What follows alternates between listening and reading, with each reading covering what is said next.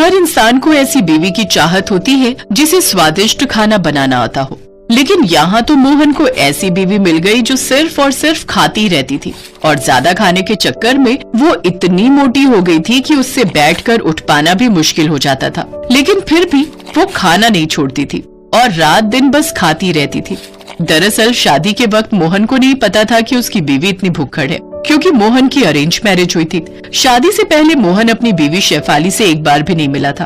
अपने एक रिश्तेदार के कहने पर उसने उससे शादी के लिए हाँ कर दी थी। मोहन एक छोटा सा ढाबा चलाता था और वही सुनकर शेफाली मोहन से शादी करने के लिए राजी हुई थी। मोहन को इस बात का एहसास तो सुहाग रात में हुआ और देखा शेफाली सिसक सिसक कर रो रही है। क्या हुआ शेफाली, रो मत, घर की याद आ रही क्या? देखो, हर एक लड़की को एक ना एक दिन ससुराल तो आना ही पड़ता है, रो मत। शेफाली ने कहा, मैं उस वजह से नहीं रो रही हूँ। तो फिर क्यों रो रही हो? मुझे भूख लगी है। पूरे 1 घंटे पहले मैंने मिठाई खाई थी, उसके बाद मैंने कुछ नहीं खाया। लेकिन 1 घंटे में तुम्हें भूख कैसे लग गई? मुझे खाने के 5 मिनट बाद भूख लग जाती है। आप 1 घंटे की बात कर रहे हो, मुझे खाना ला कर दो। अब ठीक है, मैं खाना लाता हूँ। शादी का खाना बच गया था। उसमें से मोहन ने शेफाली को बटर नान और छोले ला कर दिया। अरे वाह, ये तो मुझे बहुत पसंद है। शेफाली ने 1 मिनट के अंदर 10 बटर नान खत्म कर दिया और कहा, और नान लाइए। मोहन और 10 नान लेकर आया। शेफाली ने वो भी 1 मिनट के अंदर खत्म कर दिया। और लाइए। अब नान तो खत्म है। तो फिर राइस, बिरयानी और मटन लाइए। मोहन दौड़कर खाना लाने लगा और शेफाली खाती गई। और लाइए। अरे सारा खाना खत्म हो गया शेफाली। मुझे कुछ नहीं पता, मुझे खाना लाकर दीजिए, मुझे मैगी बनाकर दीजिए। इतना खाने के बाद भी शेफाली की भूख खत्म नहीं हुई। मोहन ने एक साथ 10 पैकेट मैगी बनाकर दिया और मैगी खाने के बाद शेफाली ने कहा, हाँ अब थोड़ा ठीक लग रहा है, चलिए सो जाइए। शेफाली रजाई ओढ़कर सो गई। मोहन भी सो गया और नींद में शेफाली एक के बाद एक जहरीली बदबूदार गैस छोड़ने लगी। अरे ये क्या, ये किससे शादी कर ली मैंने? इससे अच्छा तो मैं पूरी जिंदगी अकेला रहता। लेकिन अब पछताए होत क्या जब चिड़िया चुग गई खेत। ये तो बस शुरुआत थी। अगले दिन सुबह उठकर घर की जितनी भी सब्जियां थी शेफाली वो सब कच्ची खा गई।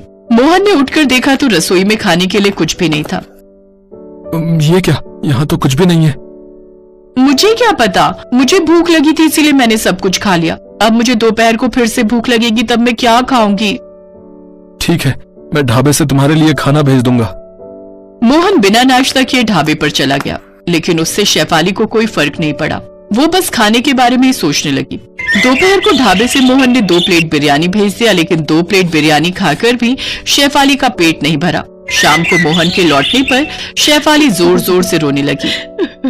अब क्या हुआ, क्यों रो रही हो? खाना तो भेज दिया था मैंने।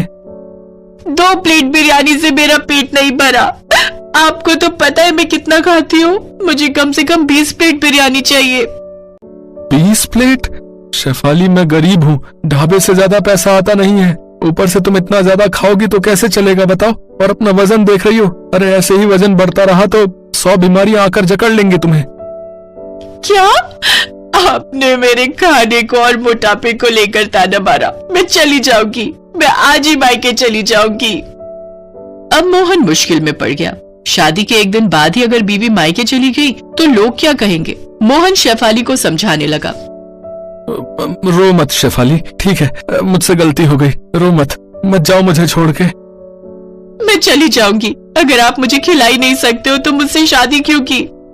मोहन ने अपने मन में कहा, मुझे थोड़ी पता था कि तुम इतनी भुक्कड़ हो, मुझे थोड़ी पता था कि तुम इतना ज्यादा खाती हो। हे भगवान, क्या मुसीबत में डाल दिया मुझे। लेकिन मोहन मन की बात शेफाली को बोल नहीं पाया। उसने कहा, मुझसे गलती हो गई शेफाली, ठीक है, अब से तुम जितना चाहो उतना खा सकती हो। ढाबे से जब जो चाहो उतना खा सकती हो। तो फिर मैं तुम्हारे साथ ढाबे पर जाऊंगी हर रोज। ठीक है, वही होगा। अगले दिन शेफाली मोहन के साथ ढाबे पर गई और सिर्फ खाने लगी। मेरे लिए तंदूरी रोटी और बटर चिकन ले आओ। अरे ले आओ यार, जल्दी ले आओ। और साथ में तंदूरी चिकन भी ले आना और सिरके वाला प्याज। शेफाली खाती रही और मोहन के कर्मचारी खाना बनाने लगे। लोग खाने के लिए ढाबे पर आए और खाना ना मिलने पर भागने लगे।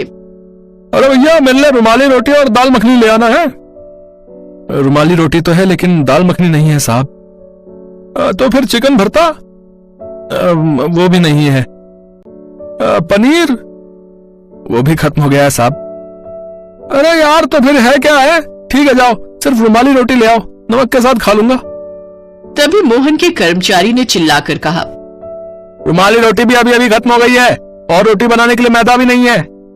अरे यार, मुझे इस ढाबे पर आना ही नहीं चाहिए था और कभी नहीं आऊंगा। कस्टमर भागने लगे और शेफाली खाती रही। मोहन का दिल जोर जोर से धड़कने लगा। हे भगवान, ऐसे ही चलता रहा तो मुझे ढाबे पर ताला लगाना पड़ जाएगा। पता नहीं मैंने शादी की ही क्यों। शाम को सारा खाना खत्म करने के बाद शेफाली सोने के लिए घर चली गई। मोहन मुंह फुलाकर ढाबे पर ही बैठा रहा। उसका कर्मचारी वहां आया। क्या सोच रहे हैं मालिक? तेरी शादी हो गई है?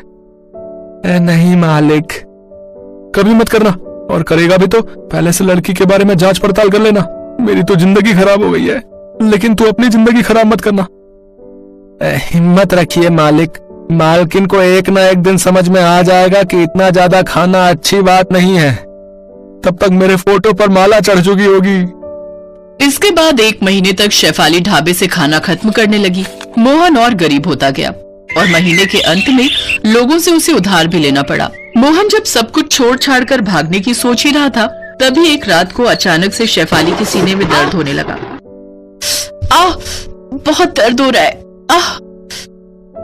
शेफाली सीना पकड़कर बैठ गई। मोहन उसे तुरंत अस्पताल ले गया और डॉक्टर ने कहा, शेफाली जी, छोटा मोटा हार्ट अटैक हुआ है आपको। Heart attack?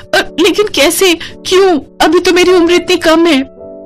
हार्ट अटैक उम्र देखकर नहीं, लाइफस्टाइल देखकर आता है। आपको ये सब खाना बंद करना होगा। आपके शरीर में कोलेस्ट्रॉल बहुत ज्यादा है। मुझे इतनी जल्दी मरना नहीं है, मैं मरना नहीं चाहती हूँ। आपको काम करना होगा, खाना कम करना होगा, नहीं तो फिर से हार्ट अटैक आ जाएगा। शेफाली डर गई और उसके बाद से वो पूरी तरह बदल गई। उसने खाना बहुत कम कर दिया और मोटापा कम करने के लिए वो ढाबे पर काम करने लगी। उससे ढाबे का भी फायदा होने लगा। धीरे धीरे लोग आने लगे और मोहन को मुनाफा हुआ और ऐसे ही भुक्खड़ बीवी पतली हो गई और मोहन अपनी बीवी के साथ खुशी खुशी रहने लगा।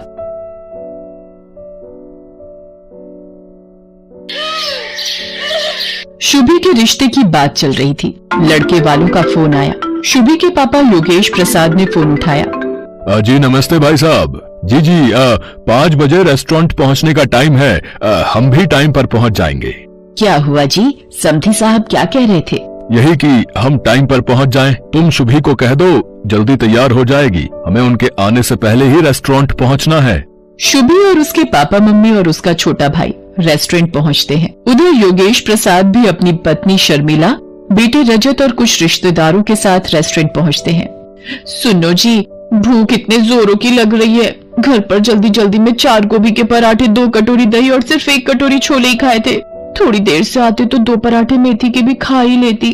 चुप भी करो शर्मिला, है? थोड़ा धीरे बोलो, जो मन हो मंगवा लेना। अभी रेस्टोरेंट के अंदर तो चलो। विन्नी अपनी मम्मी के साथ अंदर पहुंचो, मैं राजेश के साथ आ रहा हूँ।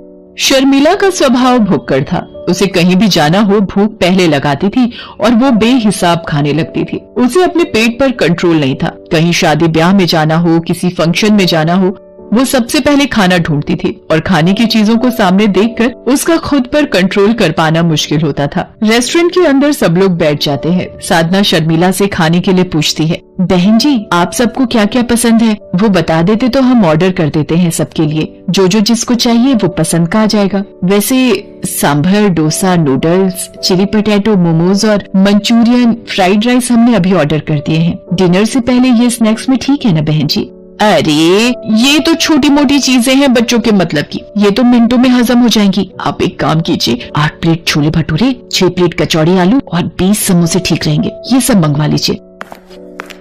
सुनो जी, इधर आना जरा। बंदे तो ये सिर्फ थोड़े ही आए हैं। 4 ये खुद घर के लोग हैं और 1 इनके ननद और नंदोई और उनके 2 बच्चे। पर ये इतना सारा खाना ऑर्डर क्यों कर रही हैं? शर्मिला जी, शुभी की होने वाली सास है, कुछ बोल नहीं सकती। मैं ऑर्डर देकर आता हूँ। पंकज बेटा जरा मेरे साथ आओ। और फिर भुक्खड़ शर्मिला ने बिना कोई शर्म किए सब खाना मिनटों में चट कर दिया। फिर वैसे मीठे में अगर रबड़ी जलेबी और मिल जाए तो। जी जी बहन जी, मैं अभी ऑर्डर कर देता हूँ।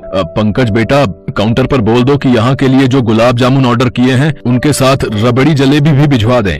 वैसे तो मैं इतना खाती नहीं हूँ, पर आज मेरे बेटे की शादी पक्की हो रही है तो इसी खुशी में थोड़ा बहुत मैंने सोचा खा लिया जाए। आप सब जोर दे रहे थे तो मुझे खाना पड़ा। अच्छा योगेश प्रसाद जी, अब हम चलते हैं। और फिर कुछ दिनों बाद धूमधाम से शुभी और राजेश की शादी हो जाती है। शुभी शादी के बाद फेरा डालने जाती है। परिवार के सब लोग शुभी के साथ जाते हैं। शुभी, तेरे सास ससुर को जो भी पसंद है बता दे, मैं वही मंगवा भी लूंगी और काफी कुछ घर पर भी बना लिया है। अरे मम्मी, मेरे ससुराल वाले सब कुछ खा लेते हैं, आप चिंता मत करो। सुनो जी, भूख के मारे आते निकल आई हैं। नाश्ते में सिर्फ गोभी और पनीर के पकौड़े खाए थे ताकि थोड़ा खाली पेट रखूं तो यहाँ अच्छे से खा सकूं। ये चिप्स और ड्राई फ्रूट से भला पेट भरता है? विन्नी, सुन जरा देख कर आ, शुभी को रसोई में गए आधा घंटा हो गया है। मम्मी थोड़ा वेट करो, आ जाएगा कुछ न कुछ खाने के लिए, भूख पर थोड़ा कंट्रोल कर लो। लो आ गई भाभी। आप सबके लिए ये दही भल्ले मम्मी ने भिजवाए हैं। बस दही भल्ले ही बनाए हैं क्या या कुछ और भी? जी बहन जी, ये आपके लिए मैंने राज कचौड़ी भी बनाई है। शुभी बता रही थी आपको राज कचौड़ी बहुत पसंद है। वो तो मैं वैसे ज्यादा कुछ खाती नहीं हूँ। कभी कभी राजेश ऑफिस से आते हुए बनवा लाता है तो 1-2 चम्मच जबरदस्ती दे देता है तो खा लेती हूँ। वरना मुझे खाने पीने का इतना शौक नहीं है। शर्मिला को इस तरह से कहते हुए देख विन्नी और राजेश उसकी शक्ल देखकर हैरान रह जाते हैं। मम्मी अच्छा झूठ बोल रही हो, सबसे पहले चटकारे लेकर तुम ही खाती हो। शुभी, वो जरा हरी चटनी और पकड़ाना, और ये इमली वाली सौंठ तो बहुत ही स्वादिष्ट है। जी वो मम्मी घर पर ही बनाती हैं ये गुड़ और इमली की चटनी। साधना, एक काम करो, शर्मिला बहन जी को थोड़ी कचौड़ी और चटनी साथ में बांध कर दे दो। अरे योगेश प्रसाद जी, साथ में क्या करना है, खा तो लिया इतना कुछ सबने है और अब सबका पेट भी भर चुका है। अब भाई साहब इतने प्यार से बोल रहे हैं तो थोड़ा पैक करवा लेते हैं। साधना बहन जी ने इतने प्यार से बनाया है तो उनका भी तो मान रखना बनता है। शर्मिला के स्वभाव के बारे में सब रिश्तेदार जानते थे, पर कोई भी शर्मिला के मुंह पर कुछ नहीं बोलता था। एक दिन शर्मिला की सहेली पुष्पा की बेटी की शादी थी। मेरी बचपन की सहेली है पुष्पा, आज देखो वक्त कैसे बीत गया, अपनी लड़की की शादी करने जा रही है। हमारे राजेश की शादी में भी वो आई थी तो हमें भी जाना चाहिए। मैं तो कहती हूँ हम पूरे परिवार के साथ शादी में जाते हैं, उसे अच्छा लगेगा। ठीक है शर्मिला, जैसा तुम ठीक समझो। शुभी और राजेश को भी कह दो एक बार साथ चलने को। सब लोग शर्मिला की सहेली पुष्पा की लड़की की शादी में पहुंचते हैं। बधाई हो पुष्पा, बेटी की शादी की बहुत बहुत खुशी हुई। शर्मिला, तुम सब परिवार आई हो, मुझे भी बहुत खुशी है। सब लोग डिनर करके जाना, तुम परिवार के साथ एंजॉय करो, तब तक मैं मेहमानों को देख लेती हूँ, ठीक है? विन्नी, मुझे तो बहुत तेज भूख लगी है। वो सामने स्नैक्स के स्टॉल है, चल कर कुछ खा लेते हैं। मम्मी, मैं अभी नहीं जा रही, अभी तो आए हैं, एकदम से खाना शुरू कर दे अच्छा नहीं लगता। माँ जी चलिए, मैं आपके साथ चलती हूँ। क्या खाएंगे आप? स्टॉल पर भीड़ है, आप यहीं रुको, मैं आपके लिए कुछ लेकर आती हूँ। शुभी शर्मिला के लिए डोसा स्टॉल से डोसा बनवाकर शर्मिला को दे देती है। शर्मिला शुभी से कहती है, शुभी वो सामने वाले स्टॉल से आलू चाट भी ले लेते हैं। माँ जी आप ये प्लेट पकड़िए, मैं लेकर आती हूँ। सरला, मैंने भी पता नहीं कैसी भुक्कड़ को शादी में बुला लिया। ये शर्मिला तो शुरू से ही भुक्कड़ है, जितने का शगुन का लिफाफा नहीं देगी उससे ज्यादा का तो ये अकेले ही खा लेगी। तुझे तो पता था कि ये शर्मिला अपनी भुक्कड़ आदत की वजह से जानी जाती है, फिर तूने क्यों बुलाया इसे शादी में? छी छी, ये पुष्पा आंटी माँ जी के लिए कितना गलत बोल रही है, और ये माँ जी के पास जाकर क्या बोल रही है। अरे पुष्पा, आओ ना, एक में वाला डोसे का तू भी खा ले, शादी की भागदौड़ में तूने कुछ खाया नहीं होगा। शर्मिला, नहीं, अभी मुझे बहुत काम है।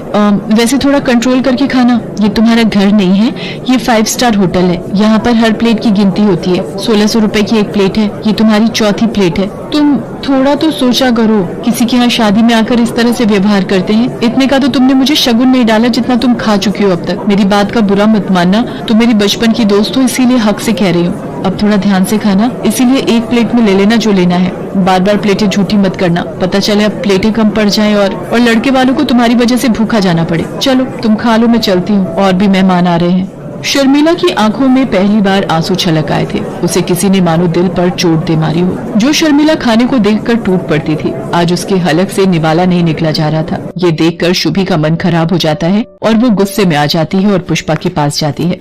आंटी जी, एक सेकेंड, क्या आप मेरे साथ थोड़ा साइड में चलेंगी? मुझे कुछ बहुत जरूरी काम है। हाँ जी, बोलो, क्या काम है? आपकी हिम्मत कैसे हुई माँ जी का अपमान करने की? अगर आपकी बेटी की शादी का लिहाज ना होता तो शायद आप नहीं जानती कि मैं क्या कर देती। और हाँ, इस 5 स्टार होटल में खाना खाने का जितना भी बिल बना है आपके बैंक अकाउंट में अगले 1 घंटे तक मैंने नहीं पहुंचा दिया तो मेरा नाम भी शुभी नहीं। चलिए माँ जी, अब हम यहाँ एक पल भी नहीं रुकेंगे। जहाँ मेरी माँ समान सासू माँ का अपमान हो, वहाँ मैं एक पल भी खड़ी ना रहूं। सब लोग घर आ जाते हैं और घर आकर शादी से जल्दी लौटने की वजह जब सबको पता चलती है तो सब शुभी पर बहुत गर्व करते हैं। शुभी शर्मिला के गले लग जाती है। तभी शर्मिला कहती है, कोई सुनेगा? मुझे बहुत तेज भूख लगी है। शुभी, जरा अपनी मम्मी को फोन लगाकर बोल, हम कल खाने पर आ रहे हैं, वही राज कचौड़ी और गुड़ इमली की चटनी का स्वाद चखने। और शर्मिला की ये बात सुनकर सब खुशी से हंस देते हैं।